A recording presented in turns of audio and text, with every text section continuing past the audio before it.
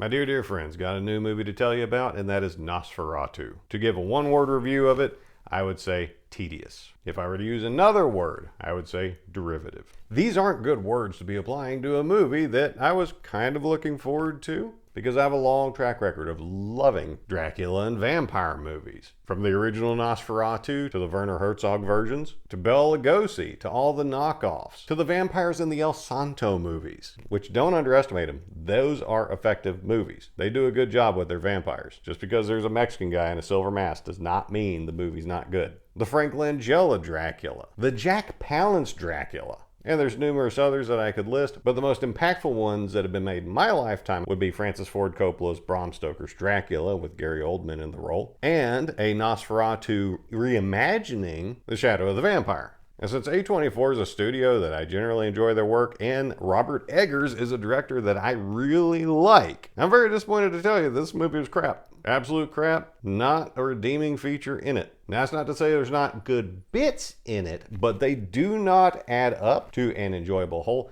And a lot of the scenes in this thing, they expect to have an impact that it did not earn. Now, what do I mean by that? But I'll get back to that in a second. So, tedious. The thing takes forever to get anywhere. And I enjoyed Tinker Tailor Soldier Spy, which was a very slow-paced movie, but once you got to Istanbul, it started to pay off. This, drug and drug and drug, to the point when we got an actually really original and interesting idea that formed the premise of the entire movie. It was buried so far past when I stopped caring, it didn't matter. And then derivative. If you watch this thing, which I don't recommend that you do, but if you do, you will see scenes lifted straight out of Bram Stoker's Dracula. You want to have the vampire be obviously Vlad Tepes? Well, Francis Ford Coppola did it, and he did it way better. Certain scenes you'll look at and say, that was done better in Shadow of the Vampire. And that kept coming up. And that it was obvious that Eggers took ideas, intentionally or unintentionally, from other vampire movies, crammed them in here along with some of his own material, and it just made me want to watch those other movies because they were actually good. Now, I mentioned that some of the scenes that are supposed to be very impactful don't earn it, and so they don't land. One in particular, mild spoiler here, is when the real estate attorney shows up to Dracula's castle. They're having the obligatory talk around the dinner table scene where the vampire offers his bedraggled guest a dinner, and then spooky hijinks ensue. Now, Gary Oldman in the role was terrifying. He was alternately kind of charming, then overtly menacing, then conciliatory. He had a lot of emotions he was pulling on you with. But this one, it went for one note, it stayed one note, but it didn't pay off. Things happened, but when I saw them, I didn't care. And I went into this movie wanting to like it. And I would say the movie is beautifully shot, but unfortunately, it relies on the color tinting scheme that is so popular these days. You know, if a movie's set in Mexico, everything's going to be tan. If a movie's set in London, it's all going to be gray. This one, everything was blue tinted. And it got boring. It was one note. And that is a big problem that became obvious to me in watching this thing, is that stories and movies are supposed to pressure and release.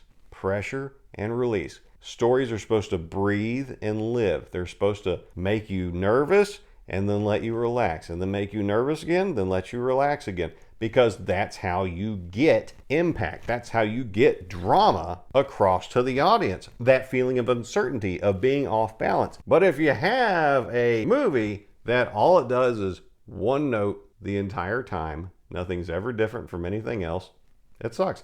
That's why some of the most memorable horror movies have a little comedic element in it to let you do that release, to give you permission to relax a little bit, so then the next horrible thing can come up at you. It's called contrast. If everything's shitty and dark, everything's shitty and dark. So why would you be surprised when something else turns out to be shitty and dark? But if there's light over here and then troubled darkness here, then you have a sense of contrast. And so the one is more important because the other exists. Now, there's one thing that this movie tried to do that was original, that had it been done competently, I would have absolutely loved. I gotta give some credit to the wife for expanding on this idea for me. This is a big spoiler right here. That's not really a spoiler. They touch on it in the first minute of the movie and then don't come back to it till you're already checked out. But the story here centers around the final female victim, you know, the Mina Harker, the Lucy, it just depends on which version you're looking at. But the real estate agent's love interest